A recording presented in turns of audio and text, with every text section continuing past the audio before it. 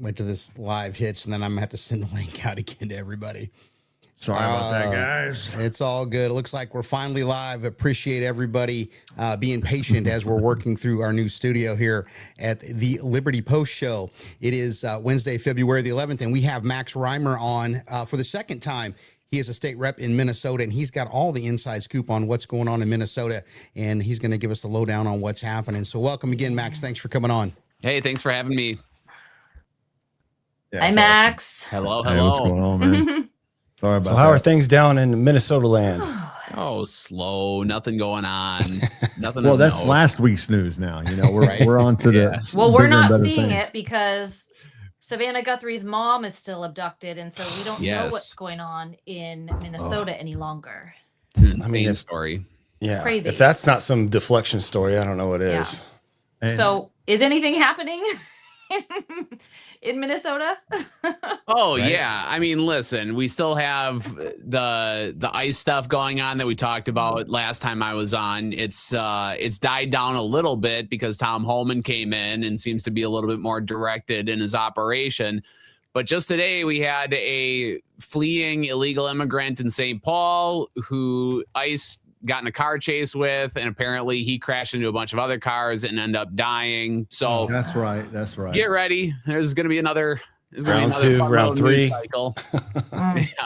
Oh, dude, it's that's terrible. Man. That's awful. Well, what happened when Tom Homan was dispatched? I thought it was a really smart move because it did put a line of separation between Trump and the activity that was going on there, and it's a little hard to attack Homan, who other presidents have relied on and utilized, and it was a little harder for people to come against him. So he went in there, and then we also saw the state guard or the National Guard there dispatched, but then they were wearing, just the bright vests and handing out coffee donuts, and pastries. So how did that all go down? Yeah, we missed a bit of that. So really, for the longest time at the beginning of this Operation Metro Surge, it was Bovino, at the time, the head of the Border Patrol. And there just seems to be like this misalignment at the administrative level. And I even saw, maybe we'll get into this. I even saw like Pam Bondi today tried to dismiss the Epstein files by saying the Dow finally hit 50,000 and we're supposed to be happy about that.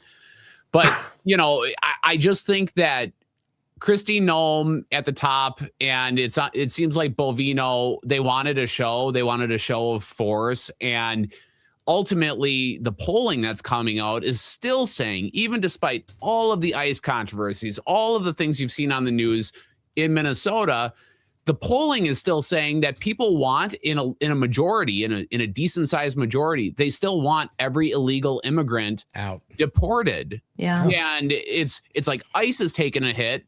Border Patrol has taken a hit. These entities have taken a hit because of the tactic, but the people still want the issue dealt with. And if Homan comes in and accomplishes anything, it's this. Kind of forcing cooperation between our local county jails who have the hardened criminals, which wasn't happening before in our two largest counties in Minnesota. That data was not being shared, right? So the initial thought was, we're going to come in with force. We're going to do the door knocking. We don't have any data. We're kind of flying blind. And that's what caused all this chaos, was that there was no local cooperation with the federal government. And now there is, with Homan coming in, it seems like everyone has kind of had this kumbaya moment, Tim Walz, Jacob Fry included, that says, okay, we're going to cooperate now. And I think the Metro Surge is still in effect. It's just in a more targeted way where we actually have an idea of who the worst offenders are to prioritize them first. Imagine that. Crazy. Yeah. Well, and I think things go back to the way they've worked in the past and the way they should be working. Yeah, I mean, this really does happen every time. How much horse trading? Die and go through it. Yeah, right. How much horse trading was going on behind the scenes? How much did they have to threaten him to withhold federal funds or whatever, carrots and stick approach they had to take to get some level of cooperation, at least while he was there? Because we all know after he left, they're like, we're not going to cooperate with shit. I know it's funny how Democrats work that way, where it's like apparently you say fluffy, nice words when you're in person and then just basically trash them once you're out of the room. But it seems like if there was any horse trading involved, that there might be state participation in the investigations of these two shootings that happened. If you'll recall, basically when Border Patrol and ICE were here and the two people were shot in both cases, this is another thing. It just seems like there is little brush fires of incompetence that have popped up, in this administration, if I'm being completely honest, where, they come out, ICE comes out with a really, actually, no, it was, it was Kristi Noem's office, right? Comes out with this kind of insinuation that both of these people were rabid domestic terrorists, right? And that was what they rolled with, and then said that we're not going to allow our Bureau of Criminal Apprehension, our state agencies, to be part of this investigation. We're just going to do an internal investigation. So if there was any horse trading, I think there's an element of that there where our actual law enforcement is going to be involved in some of these investigations, which I think probably should have happened from the beginning. I think there's a lot of good people in our statewide law enforcement that would have done a fine job. You didn't need to cover that up or hide that or try to do it yourself. Yeah. And I think that was, right off the get-go, it was an opportunity for Kristi Noem and them to make a statement and kind of, squash all of the inflammatory rhetoric that's been pushed around and have them be like, all right, we're going to cooperate. We're going to investigate this, cooperate with local officials, and then kind of squash everything. But I agree with you. Her term, domestic terrorist, it was not good timing. It was not the right choice of words, and it only just made things worse.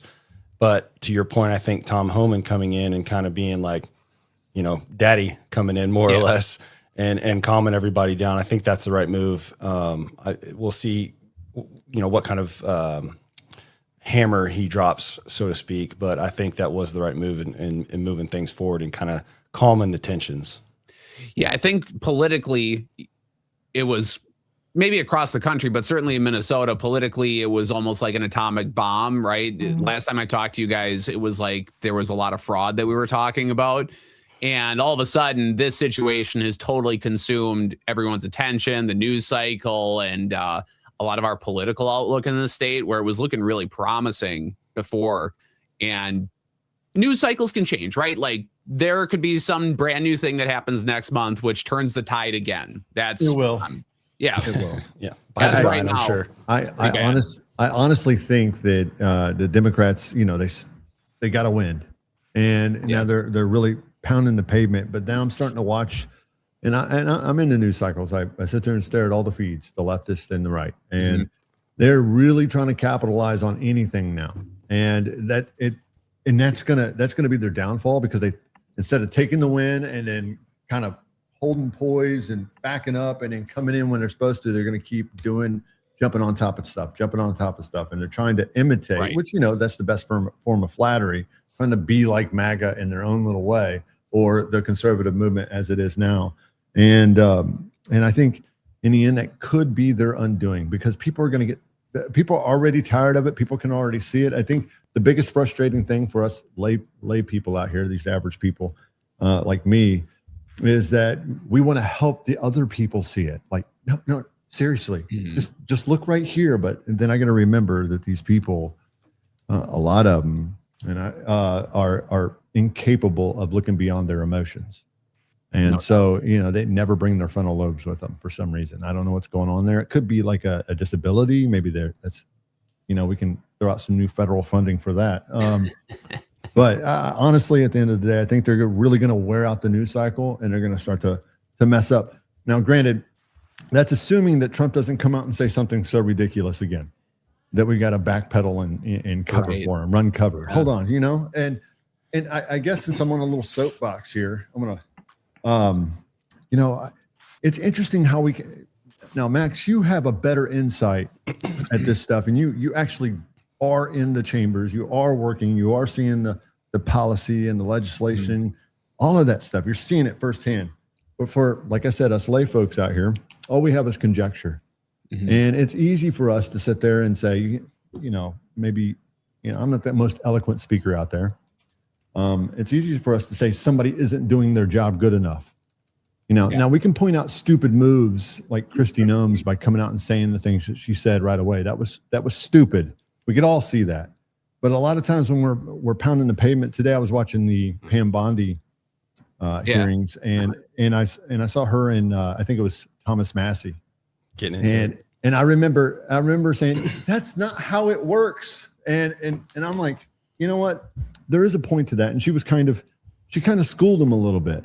Yeah. And in her own little dorky way. And I was like, oh, cool. It's nice to see her fighting back. But we don't know how it works. We don't know, when you first get a new job, and where'd she go? She'll come back. She's having audio trouble. When we first, get a new job, for instance, and we are coming in, we got new ideas. We're trying to be innovative. We're trying to, and we're trying to fix things. We got all these ideas, but then we get inundated with the problems that must be solved and all the things that are right on our desk. And then we never end up getting to the things that we would really like to. And then we have to, in a hurried pace, okay, let me get this one real quick. So they know that I'm still pushing, driving the ball down the field. Yeah. So I guess what I'm saying is two things. Hold your breath for the Trump stuff. Let's hope that he can, walk the tightrope. And then, because he always gives them cannon fodder. He always gives them ammunition. And then to have a little bit more compassion, not for stupid stuff like the Kristi Noem stuff and things like that, but for people who are actually inundated with tons of crap on their desk, doing a job that we absolutely have no idea what it's like to do. Right. Yeah, and being in a government position, you're absolutely right. Like, you wouldn't believe how many emails, phone calls, whatever that my office got telling me to put Donald Trump on my speed dial and call him up and tell him to stop ICE stuff, right? As if I have that kind Just of call him. Yeah. You know him. Why aren't you using your voice? And it's like, okay, I'll send out a tweet, we'll see how that goes. But with the Bondi thing, right? Part of this is expectation setting. Government is extremely hard. Government positions are extremely hard. If you're in a federal administration, you're balancing domestic policy, foreign policy, all of this stuff, right?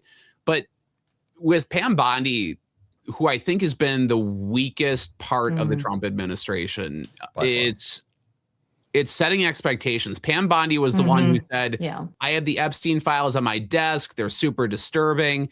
She handed out binders to influencers saying that we're going to release these files. You don't get to do that. And then go in front of a hearing and say, why are we focused on the Epstein files? The Dow just hit 50,000. You don't get to do that. You're the one who set this expectation. Yeah. Yes. And now that we have the 3 million files that we're all like learning about on Twitter or X, some of it's as disturbing as advertised. And it's really bad. Between what's going on in Georgia and what's going on with the Epstein files, it's going to be the undoing of a lot of people of power, influence, wealth, and you're already seeing some of them go down in flames. And it is very frustrating when you see a operation, let's talk about what happened in Minnesota, go out there and, unravel for many different reasons. But do you throw so much overwhelming force at a problem? And there's going to be collateral damage, unfortunately. And then you back off, but you're still getting what you wanted, because the American voter has a short mind span, right? Our attention span is very short. So what's been going on in Minnesota is certainly going to be forgotten the closer we get to the midterms. With Nick Shirley, he's not even in the forefront anymore, because now we've got the Epstein files. To some degree, I feel like we're being war gamed psychologically with, let's just overwhelm them with a bunch of other stuff. And now we're going to take our eye off of this and this and this and this. And now you've got Nick Shirley out in California doing the same thing. And you can imagine there's, 100 times more fraud out there. Right. Yeah. So maybe it's just part of this fifth dimension chess that people like to say Trump plays. Cause I know there's been plenty of times when he stuck his foot in his mouth and people are like, that's it, game over. He should have never said that about John McCain. I'm like, and it's not going to matter, people. It is not going to matter. And it didn't. It didn't matter in the end whatsoever when he gave these politicians these nicknames, you know, Sleepy Joe and Crooked Hillary and all this, that, and the other. Yeah. It didn't matter what it did. And he is a master of this. I'm sorry, but politics is a game of emotion. If you get on there and you try to act like, well, I've got an engineering degree and I know how to do math better than everybody else, and I'm going to go undo all these problems, nobody cares. Yeah. You're going to have to get on there and ask the question, are you better off today than you were yesterday? Is gas cheaper? Are eggs cheaper? Did you get a raise? And that's what they're going to play into. And he is a master of doing that. Not saying these things to excuse what happened that we all wish didn't, but maybe it's just part of a big grand plan. And like you said, Max, we don't know, or maybe you said it, Brian, we don't know what it is to work those jobs and be behind that desk. But Pam Bondi, she fucked that up today. Excuse my language. Yeah, that was no. It's been hard to watch. That was horrible. Let me just affirm what you guys are saying, because Aaron, you're very right in that, you know, that we are being overwhelmed, but we've always been. We just haven't had access to it before, and so you know, politics has always moved this fast. In decades past, we've just left most of it to the politicians, and we live in a time when now people are engaged so much more. We want to have opinions. We want to help solve the crimes. We want to set expectations. Yeah. And Max, you nailed it.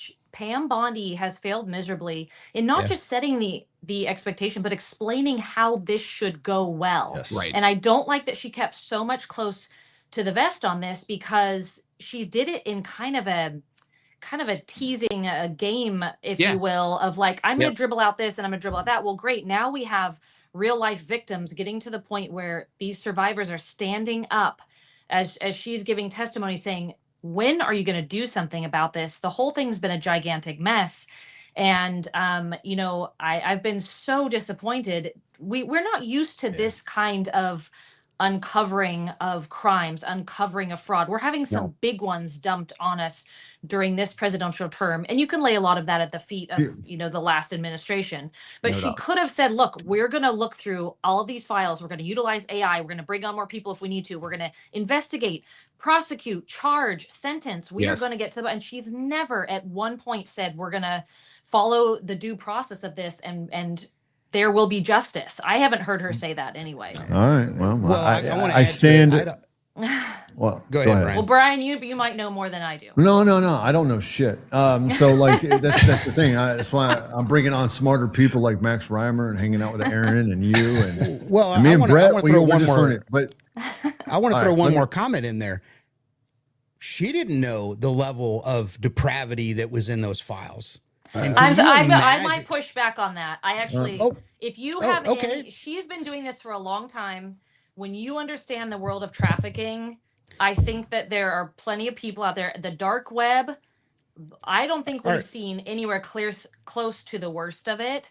And so I don't think that should be an excuse. And I'm not going to let her off the hook on like, whoa, this is surprising. They were like being horrible to children and abusing them and all this and that. I don't want us to get, you know, bumped from the TT. But the second part of my statement is this.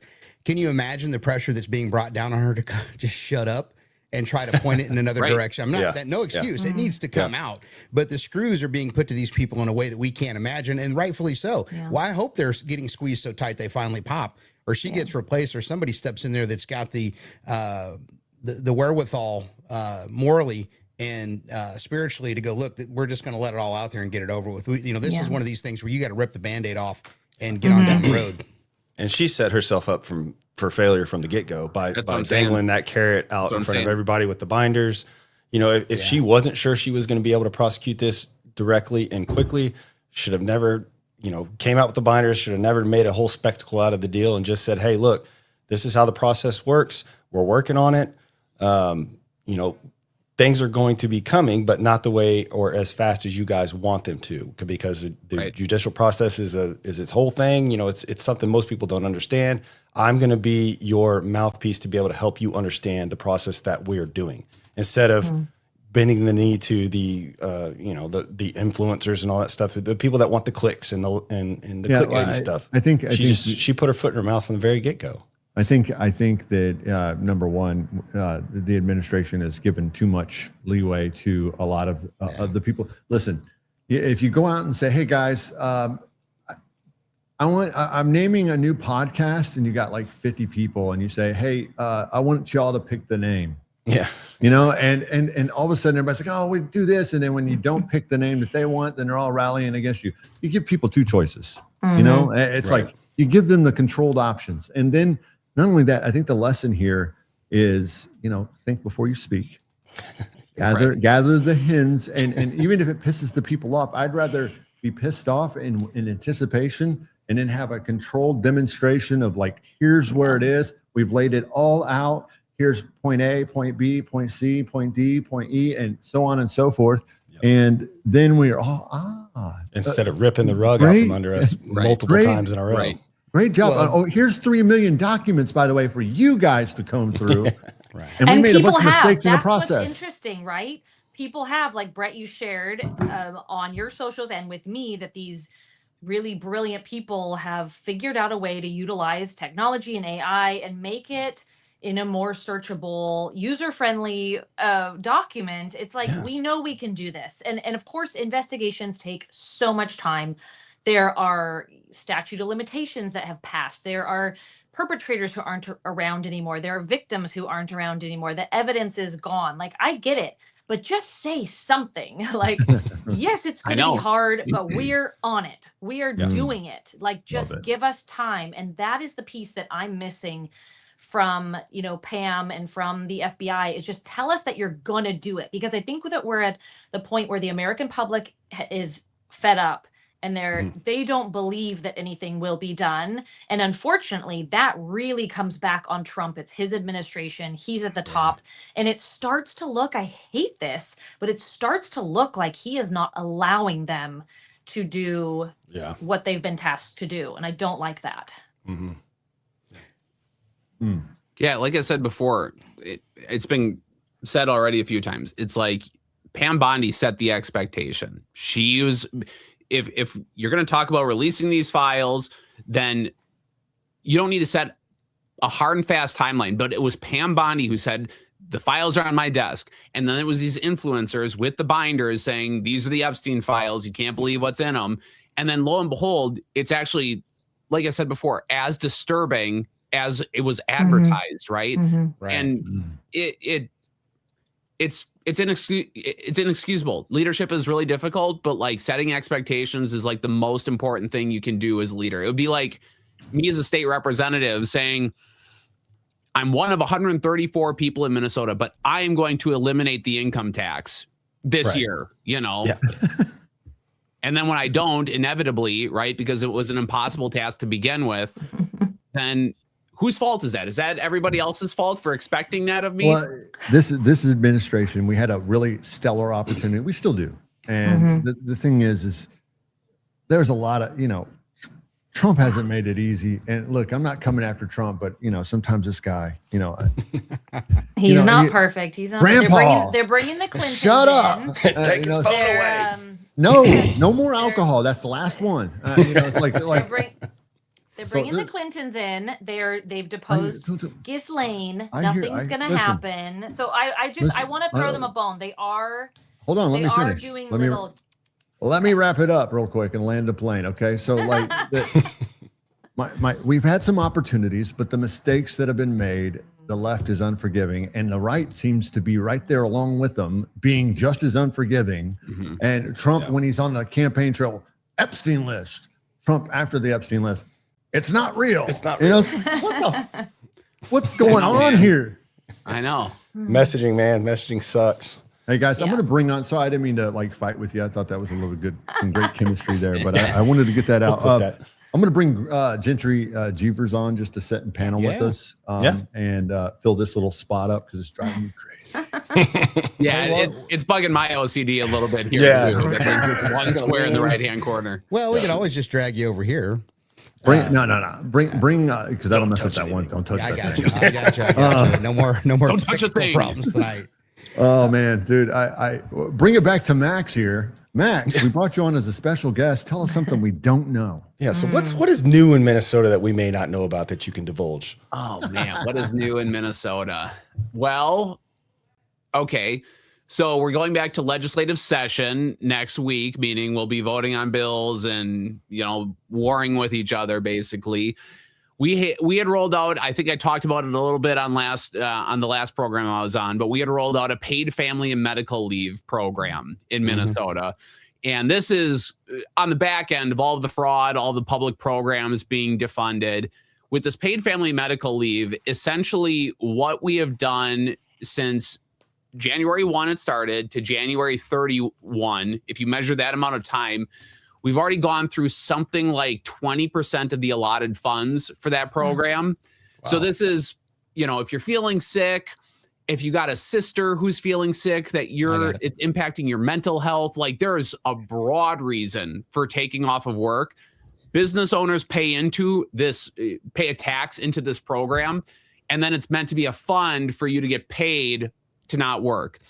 And 1 month out of the year, and we're already almost 20% through everything that was budgeted for the program. So lo and behold, we'll probably have another Minnesota fraud story on our hand in, call it 3 months. So. When the fund runs out. Yeah. Is there any kind of checks and balances or anything in that fund? Golly, man. It just seems like such a logical reason just to put something in there. Like, hey, you got to report what you bought, good Lord. I'm under the opinion that if we would have just never, ever looked at the fraud in the first place, we'd have stopped with Doge. Hold on. I know it's what's right, but if we go back and secretly do this stuff and not put it out in the news, and give them an opportunity to. None of the Minnesota riots wouldn't be happening. All of this stuff, and bro, we really kicked the hornet's nest. That's what we did. Well, it's the Matrix. We've been unplugged, and we took the pill, and now we're seeing what's going on. And forever I was called a conspiracy theorist, and now my friends call me. That started about 5-6 years ago. Hey, what do you think is going to happen? I'm like, I'm going to send you a tinfoil hat. You're going to have to join the club because by the way, pour one out for the conspiracy theorists. Okay. Right? Congratulations. That's all of us. It's like you got these Epstein files and they're literally talking about their favorite type of pizza, and ordering multiple pizzas. And I'm sitting here going like, I heard this one from my cousin who lives in backwoods, Wisconsin 5 years ago. How do they know, bro? Well, so I love talk radio, and I started listening to Alex Jones 25 years ago. And when I would hear him, I'm like, this guy's off his rocker. This is fantastic. Because it's so wild, the accusations the guy would make. And it was comedy. But I listened to him and I'm like, oh goddamn, everything he said came true. Everything that guy said came true. Yeah. Everything. Well, and even like the Wayfair deal is how crazy is that? I remember when that came out and everybody was all over it, and then the media did a great job wrapping that up, going, "You guys are insane." You deflect, and then it just disappeared. You could see it. You could literally go. You could go see it. Yeah, it's insane, or man. even something as small as the meme that was like, "They're turning the frogs gay," like, well, that got remixed into songs in 2016, and it was this hilarious thing. Well, then, and then it turns out 2 years later, it was like, oh yeah, like we have frogs where their genitalia is like, altering like, in real time, because of the atrazine in the water. Well, and so I did. Am I correct? And this could be fake Epstein emails because there are a lot of them going around too. Yeah. Did they mention adrenochrome?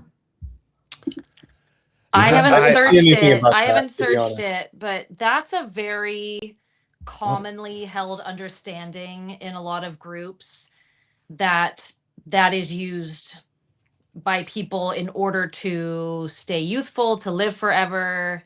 It's pretty commonly talked about, I will say. I don't know if it was mentioned. I haven't searched it. Well, to me, it's like that was almost the primary reason for the children being involved. It was both. Yeah. Okay. So it was, and I don't really want to get too far into talking about that because number one, we're going to get shut down. And number two, it's like horrific, but it was the abuse side of it and the fetish side of it. And then also that certain emotions in minors produce and elicit a certain chemical, and they were harvesting and utilizing that. Hi, Gentry. Welcome to the show. Gentry. Hey, bud. All right. Anybody got any jerky? Oh, Christ. Jeez. Jumped in at the right time. No, I really did. There's hey, look, we can't be sponsored by beef jerky. Whatever we do, like Jacqueline's beef jerky. Not beef jerky's fault. Domino's Not Pizza. pizza's fault. Oh my gosh. All right. Anyway, so getting it All right, back on the sorry, tracks Max, here. man. I hope you can get reelected. One last thing. I don't know if you guys caught this or saw this, but last year in July, the gunman who stormed into the pizza parlor in DC, Yes. he actually got killed by Murdered. police in Did he? in North Carolina. Yeah. So Mm. I mean, Man, I was too many kind coincidences. of off his rocker. I think he was definitely onto something. I think the Epstein files totally vindicate all of the Pizzagate stuff, Yeah, Which absolutely. which is like it's one of those things where, and I'm sure we all agree, like we don't want to be right on this stuff. 100%. Yeah. But you know, I don't know a ton about how the police killed him. So there might be something fishy there, or there might not be. I But he remember did that die last story. year from I police. do remember that story. Too many things don't add up with that guy and what he did, and then how the story was presented. It stinks, the whole thing. And how did the bullet go through the hard drive and the computer in the office behind the wall, right? Exactly, right. Right. Hey. Well, there was probably a second shooter or something on the grassy knoll. Oh, grassy knoll, yeah. whatever. It's like Obama's chef that drowned in his pond. Oh, that too. Yeah. Yeah, In that the kind of stuff. inches of water. Real quick, the SAFE Act did make it out of the House. Now we got to get it through Yay. the Senate. Hey, Yeah. So thank God. hopefully enough horse good. trading will be done in the I Senate. gotta go make sure that I have my birth certificate, my passport, Yep. my divorce decree. Because women can't vote? and yeah, otherwise Oh, okay. I Yep. can't. Yeah. Well, I'm glad you were just smart enough to be able to get all of that stuff. 'Cause I know wanted to that's say a huge something. problem. I Yeah, was Kyle, wondering- that sounds really complicated. You know? Yeah. Are you, I really want to. are you sure you can get I've an been ID? registered to vote since I was 18, but I'm sure I'm gonna have to start all over and do it again. Yeah. No. Well, that argument Golly. is the funniest thing ever, because liberals aren't getting married. So if like That's a great point. conservatives do.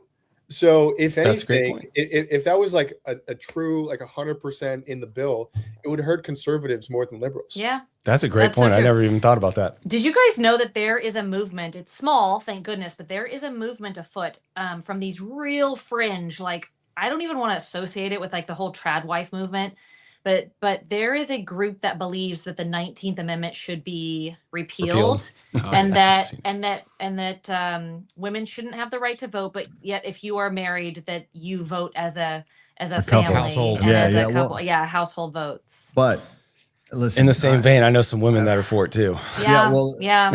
I would say this. Not that I believe that women should vote, but I think even with men, I think a lot of us men shouldn't vote until we have a basic like qualification. I think Yeah. there should be some kind of educational certificate. You go understand the form and functions of government, the Bill of Rights, the Constitution. Yeah, Take you the take citizenship civics class test. in high Take the school. citizenship test, but the basic citizenship test. And then you get the permission. It seems like Americans don't even need to take the citizenship test because we don't know the rules. Did you see this sheriff who was Yes! the sheriff who That's couldn't my handle sheriff. three branches I'm of in He charge. doesn't know Charlotte, what he's he doesn't mine. know what I the hate it. branches of government are. He doesn't know what his hierarchy is, where he falls on it. Or That Gentry, was that's your painful. sheriff, you said? Yeah, that's my sheriff. Oh, Are you? boy. Tell us all about the guy. Mecklenburg County. The guy's just a total idiot. Well, and then you could just see him like deer in the headlights, and then he was like, well, I'm going to guess. And it's not even close. He's like, dude. Is he I'm a part of the conservative? police department. It's like, yeah, dude, we know. Like, that's why you're here. What are the three branches of government? You learned this in second grade. My son knows this. He's in third grade. Oh, No, the man There's so on the much street trouble. interviews are painful. So painful at the lack of super basic understanding of how our country works, where you are in time and space and geography. Like, who's running And the then show? Oh, it's painful. And then they're trying to pull our kids into this nonsense. These NGOs, they were going around. They tried to pull my daughter into one of those protests. I called the superintendent, and it's crazy because the superintendent and the principal of my daughter's school in Florida are both conservative, but their hands are tied by something that's bigger and larger than they are. And they allowed me to, take my daughter out of school for a day, excused absence. And, and then it sets they're leading these kids with their emotions, not explaining exactly what they're doing. And so all of this stuff, it's nonsense. And my one question about the sheriff, is he conservative? I don't know, really. Because dude, I'm starting to see a trend here that we are just as a population, as a whole in this country, we are super low information voters. Yes, 100%. Ding, ding, ding. Winner. I'll do it. Oh, 1,000%. So my one of my friends went and got a theology degree, and one of the things that he brought up was that most pastors today don't have the same theological understanding or backing that a layperson did like 100 years ago. Yeah, I agree. And like that trend is obviously like it's a through line. I think probably the biggest problem is that we're in an information warfare. There's obviously a propaganda war coming out, and we have the like analysis paralysis of way too much information, way too many opinions. Yep. I know. And we just don't know how to process it. I mean, the really dumb way to think about it is like in economics class in college, my professor would say, like, go to the like peanut butter aisle and try to pick out the best peanut butter. Right? There's like 100 options, and you have no idea which one to pick. And obviously, they're all poison for you now. We know that. But, it's just analysis paralysis, I think. Like, there's just too which much. Europeans hate. They hate our grocery stores. But you're making a really good point. So, did you guys know that our Ivy Leagues were initially schools intended to teach and train up pastors in this country? The school primer, the little book that kids learn to read, was all biblical. It was based on verses and talking about God and the 10 Commandments. Education and faith and biblical values and principles were so enmeshed and ingrained.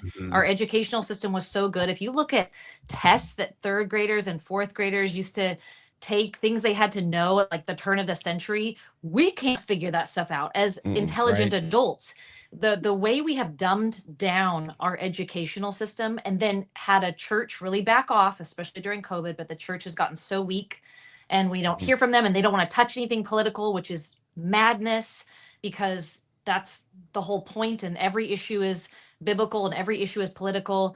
But we have this perfect storm that's setting our kids up. What in the world are they learning? We've got kids going into our Cal State system here, and they've had to lower the entrance exam for math to like a 4th grade level because these students can't read. They can't do basic math. I know California is always the horrible bottom of the barrel example, but I think it's happening all over. And we're not teaching them. No. Well, we're teaching them to protest things they don't understand. Exactly. On the other side of the coin, though, and I want to just offer the a lot of optimism. It is so easy to stand out today, and it's going to be even easier in the future. So, like, my daughter is 3 months, and I'm already planning on like, how do I teach her to use AI the right way? How do I teach her to think outside the box? And it's the bar is so low. It really is. It's so easy to stand out. Yeah. We don't have any Elons.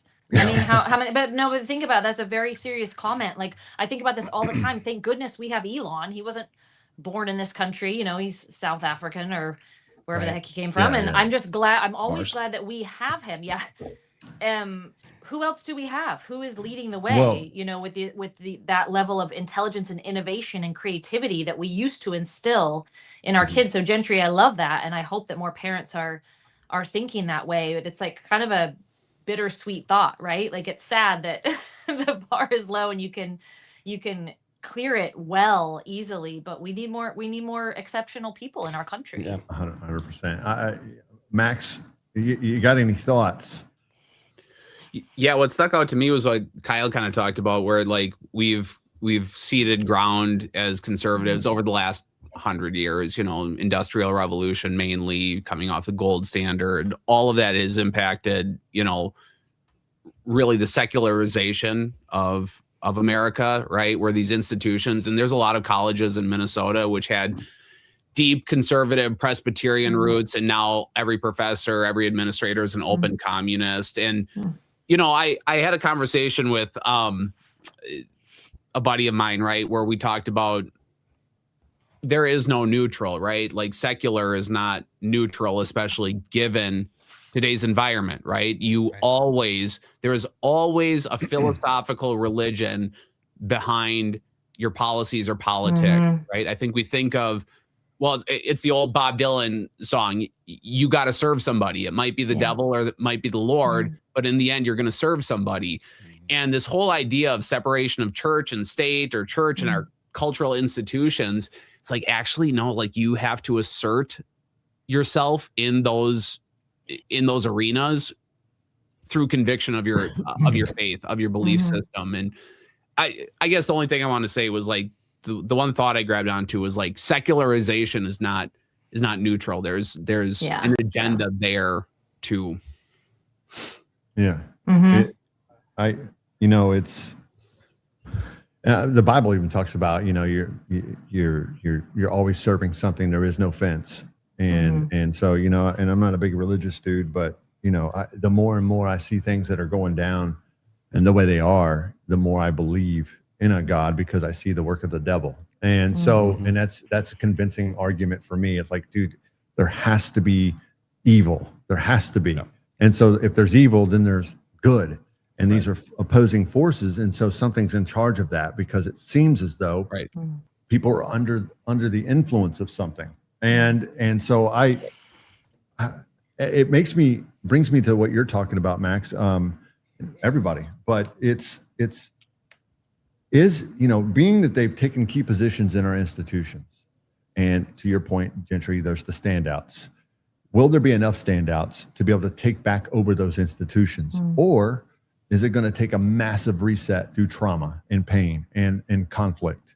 Or is there a way to naturally change the course? Because it feels as though even though we've got the administration we want in, we've got the House, we've got the Senate, it feels as though we're still not in power. It feels like we're just sitting here like we're on our heels, just trying to hold it up just a little bit longer. Reactive.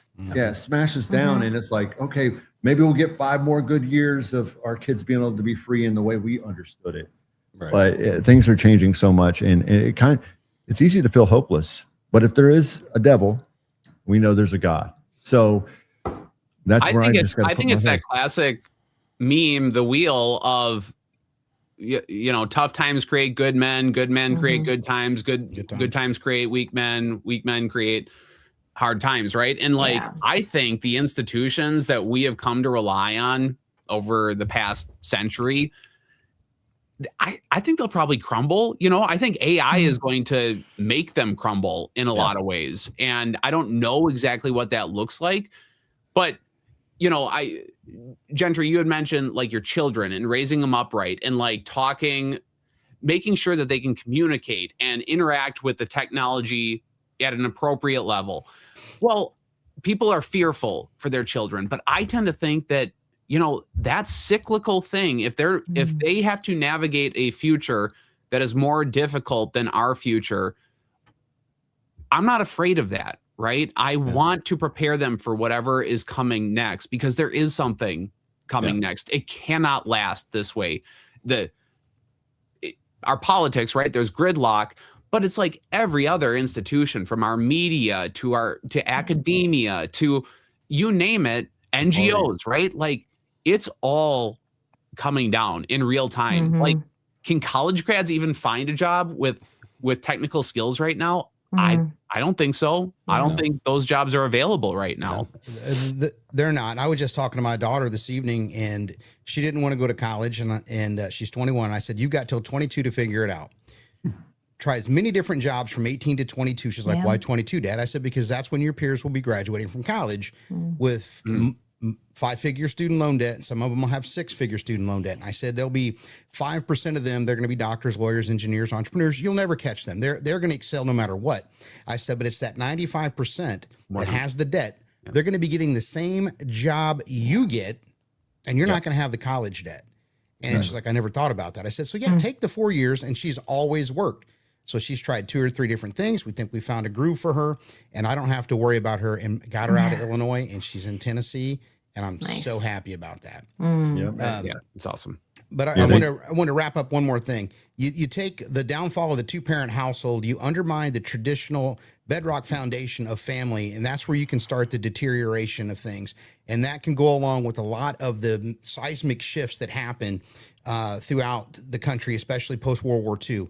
Men went to war, women had to go to work. So now you've got women in the workforce. I'm not saying women shouldn't work. Don't roast me. But what I am saying is when you could afford to have one income to fund a household and live the American dream, and someone was at home running the business of the family and the home, we had a much calmer, more educated, Yeah. more civilized society. But when you broke it up because mom and dad both have to work, and I was a latchkey kid. I don't know, you know, Brett, Brian, I don't know if you guys were, Max or Gentry, but fortunately I turned out okay. But I know a lot of my latchkey friends that didn't turn out okay. Yeah. And then you take the education system and you interject something like Common Core education. Well, you're introducing advanced concepts to young kids that can't figure it out. And of course, there's going to be a handful of kids who are brilliant. Their minds just work the way those advanced concepts were taught. So what I saw with my child was, and she's not stupid, but now you've got the haves and the have-nots in the school system. Yeah. Yes. You've got the ones that excel and the ones that don't. And so now you've already started that division of the political elite versus the rest of us. Yeah. It starts all the way down there. And when you take away the influence of two parents and you put kids into a school system that indoctrinates them, guess what you've got? Yeah. One other thing in that mix, which I think is there's going to be a great reckoning that happens around this. Is I'm reading, it's an older book by Tim Carney called Alienated America, right? And it talks about the breakdown of our collective cultural centerpieces, right? So when you talk about churches, well, church isn't important. It's important if you have faith, but it's also important as the bedrock of community where you're coming together. There's not really like a monetary agenda there for most of the congregation. It talks about bowling leagues as well. Like we don't do bowling leagues anymore.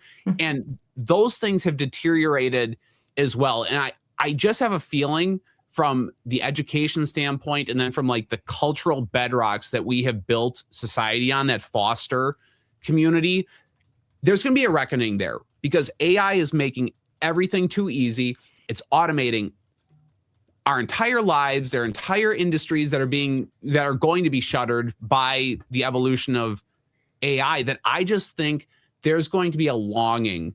There's a spark of creation. There's humanity, right? We're going to be longing for that because it's almost like we've gone a generation without that, but it's in us. It's deep in us. Yeah. And to expand on that, I mean, I feel like the bifurcation between the haves and the have-nots is only going to get wider as AI starts improving. You're going to have the people that know how to use it, know how to manipulate it, know how to make AI work for them. Those people are going to go far and away, leaps and bounds ahead of everybody else that cannot understand the technology or just not used to it. So you're going to have that huge split.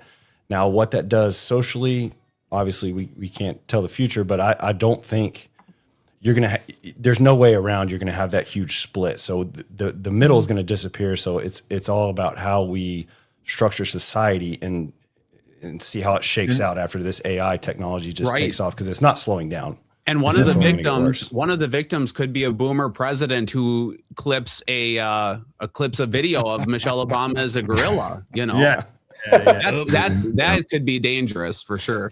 Well, oh my gosh, it makes me wonder. And Aaron, I just want to see, can we go over a little bit since we got started a little bit late? Yeah, why not? All right. I had to ask Papa. No, it makes me wonder, okay, what hero corporation is going to take in and take over? Where we go into I think this is a word, corporatocracy or something like that. I don't know if they really is now. But it's just one of those things that, it's like, okay, well, who's going to play the hero here? Because we're going to see this. There's no getting away from this. If this ends up becoming a lame duck presidency, because we lose the House and the Senate, it's going to be interesting to see what comes of it. They're going to remove Donald Trump. That's what their first agenda is going to do. Remove him. We'll get JD Vance, and then they might overplay their hand, and then we get JD Vance elected. That's the positive. But in the end, eventually they're going to get back in power, and dude, they have got a trail. They want the retribution is going to be like nothing you've ever seen. And it's like, okay, we're only, and I keep telling my kids, and you were talking about kids, preparing your kids for hard times.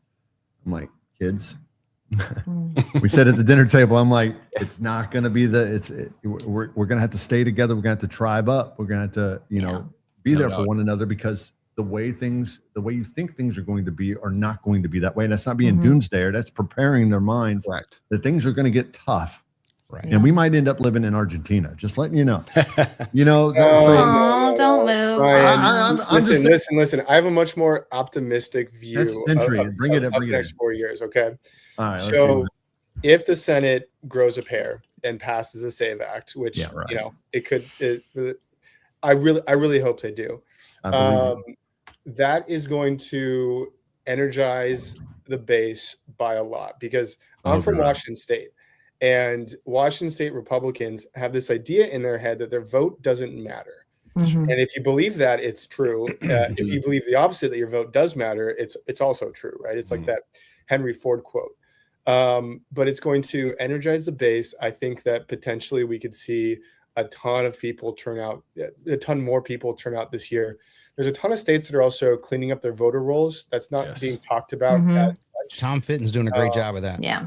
Yeah. So I'm so grateful for Gentry and his positive. See, you just brighten my day. I'm like, from your lips to God's ears. God's ears. Keep going. Thinking the No, same so thing. like, so from a procedural like point of view, like we're gonna have just a huge majority. Cause I don't think we can get it 100%, but we can definitely stop illegals from voting in our elections, and dead people and whatever from voting. So, and then with cleaning up the voter rolls, I think that's a fantastic thing. There was like 800,000 people that were not supposed to be not eligible to vote on Oregon's voter rolls, which is insane. Like that will move an election for sure. Yeah. North Carolina's doing a really good job. There's, I think, 10 other states that are doing a fantastic job. So What do you do about Virginia though? Like when they're gerrymandering like they're doing and taking away 10 House seats. What do you I mean, that really pisses me off, because if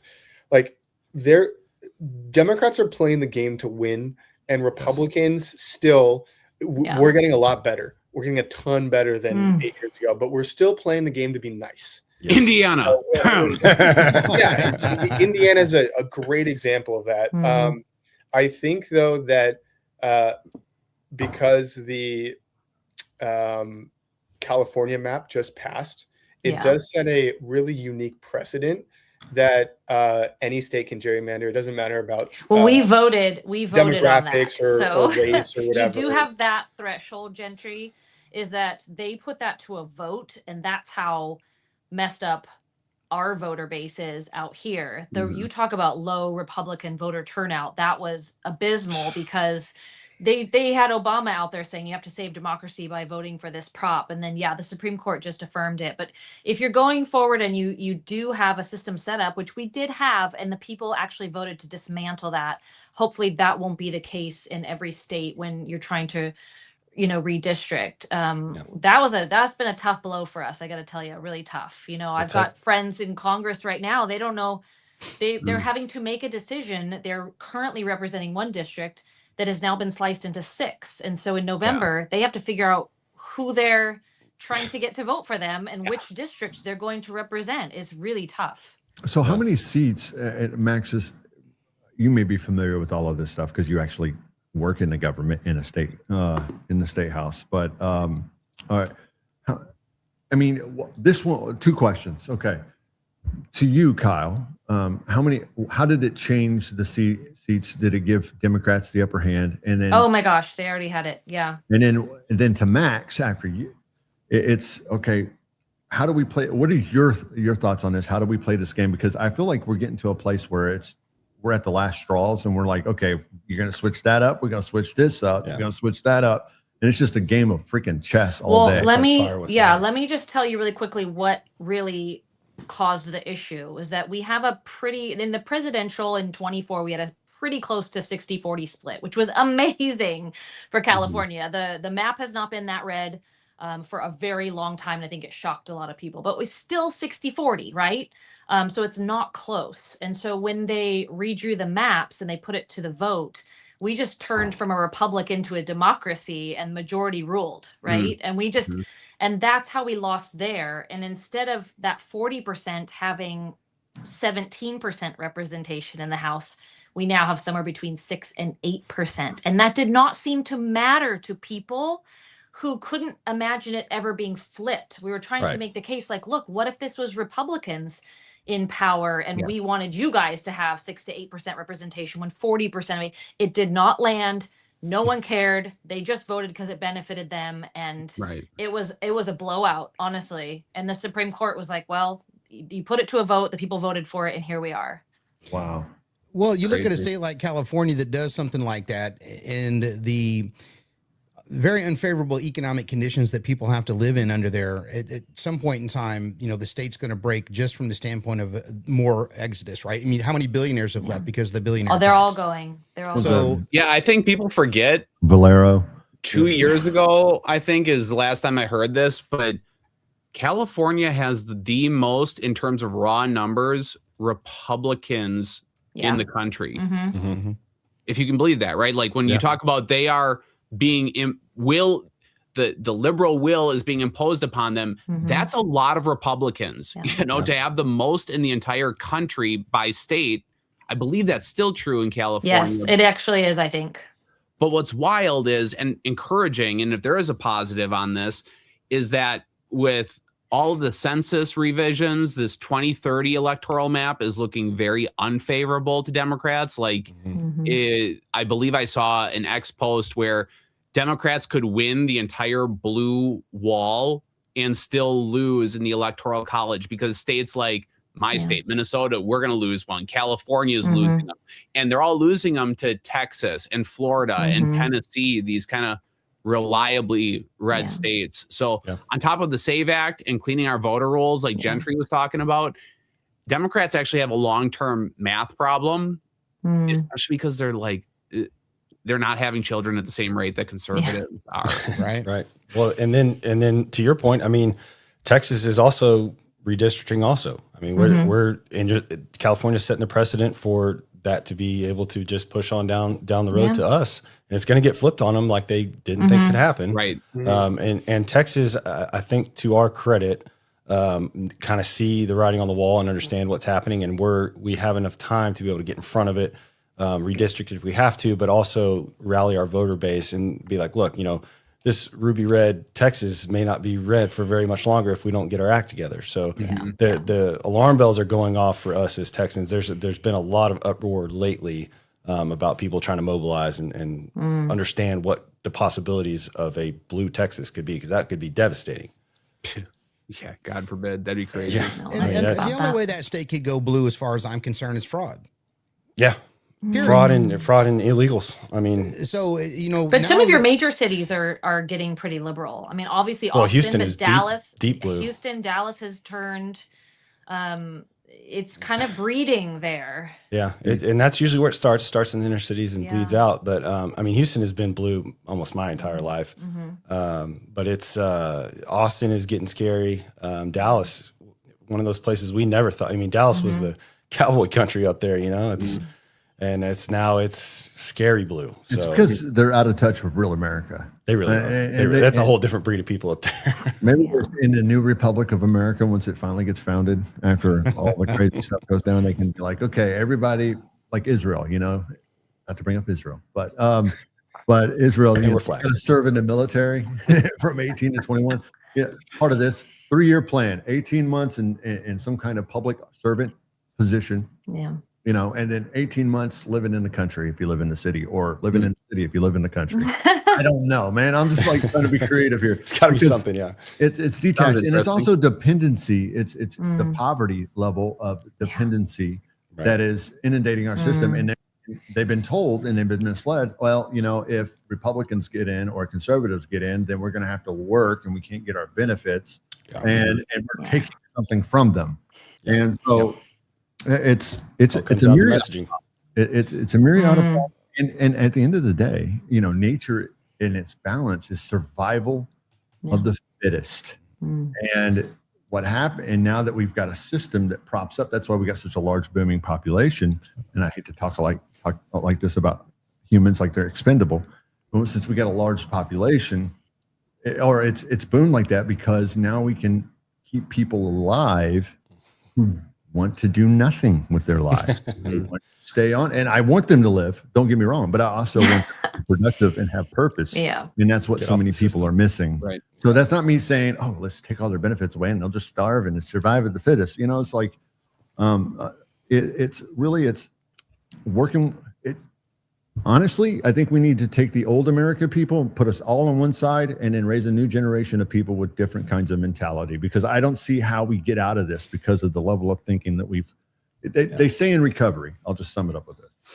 You can't get yourself out of a situation with the same stinking thinking that got you into the situation. Right. So no amount of thinking with the same thought processes is going to change the outcome of what you're trying to accomplish if you don't step outside of it. Yeah.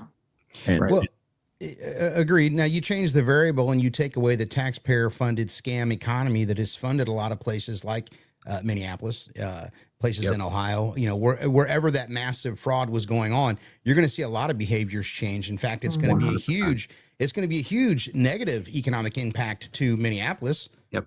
How many people quit flocking here. How many billions of dollars were going through there and funding so many businesses and car dealerships and clothing in the mall and this, that, and the other, And Leering centers. all at our expense. How do immigrants get preferential treatment to Americans like that? You know the answer to that question. I don't, Waste but and I don't abuse. understand it. Like, You know, of course you. That's why we've got our TV show to talk about it. I don't understand it either, but we know that it happens, and it's unfortunate that we've had such a good run in this country. We've all become fat, dumb, and lazy, so to speak. And who said it earlier? Well, if this fraud never came out, things would just keep going and it would be a whole lot more peaceful.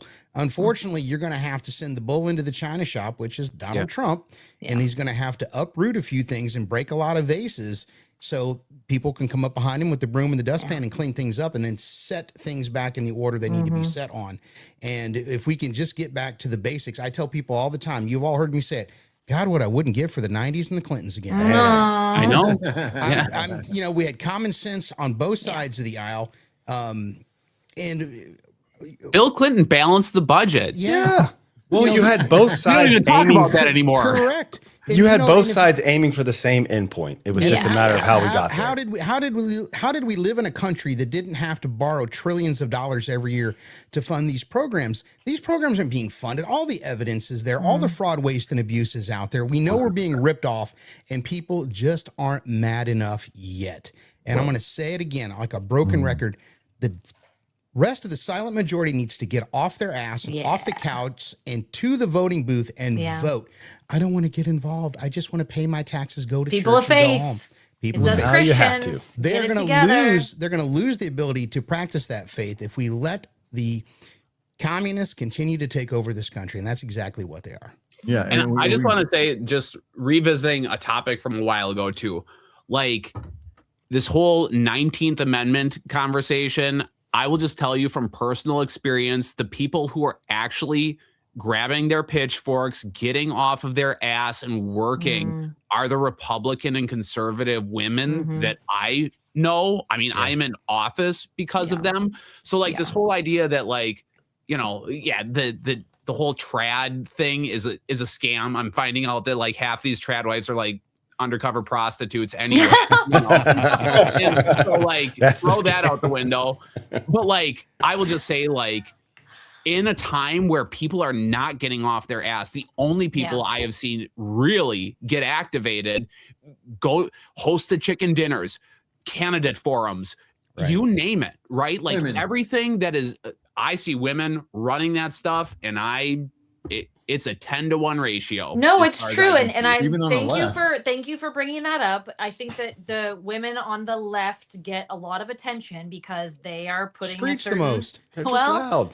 Yeah, and women, sort of get a bad rap. I'm for the trad wife movement. I'm for traditional marriage, traditional family roles. This is a whole other episode that we can spend talking about this, but I have, a very detailed theory about how this has broken down, and women have had to step up and enter the workforce. It's created weakness amongst men. They don't understand their role. It's very difficult to be a working woman with a working man and have a family. That's not our natural yang Correct. to the yin that we're and how we're supposed to do things. And I think that we have really suffered culturally. And that's a reason that a lot of people are having a hard time pairing up now and being a family, because these men don't look attractive because the women are so strong in all different ways. But we're And look I think that we're smashing having now, a little bit of a crisis. What's that? We're bone smashing and look smashing now. Yeah, are we?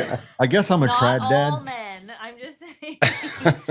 I'm Trad just dad saying that here. it has it's skewed our roles and our understanding of what our roles should Correct. be. And women can handle anything. Women are so much. I would just watch Naked and Afraid. I'm telling you, the men come in really strong. Halfway through, they fall apart. The woman carries them to the end, nurturing him the whole way. They cross a the bold finish statement. line, and the Hold guy on. is like, "I Time did out. it." Time Were out. these Yeah, guys yeah, from, okay, like, so Nick, Portland? I know I've Trade- upset Brian Question. tremendously. I'm I'm sorry, Brian. I'm fighting back. I'm fighting back. Okay. All right, And we're- it's Struck a nerve. generalization. From a Hang on, trad it's dad. a generalization. Hold on, It's from a not trad- all. It's not all men. No. You're 100%. The Marthas of the world are freaking amazing. Bottom line, they carry Jesus's ministry, all of that stuff. But I will say this about Naked and Afraid. I've worked behind the industry on reality TV, and I can personally say that that's all set up and staged and scripted. Okay. So Well, I just want you to they're know they're that. helping. They're helping the women out a lot because Yeah, it's on a purpose. psychological turn. Squashing your Well, then dreams, Kyle. maybe that's. I mean, maybe I'm completely wrong. I'm completely Oh wrong. no! On purpose, they're doing it. It's part of the feminist movement. And listen, I think women are strong. Don't get me wrong. I think Interesting. it's part of the feminist movement to Well, the make men feminist look movement weak. ruined everything. It's called the emasculation of man. Make men look weak, make women look strong, and then men can't do it without women. And there's a valid point, small right there to that. You know, we behind every strong man is a strong woman, but also behind every strong woman is a strong man if it's balanced the right way. Well, a good strong woman has a good man.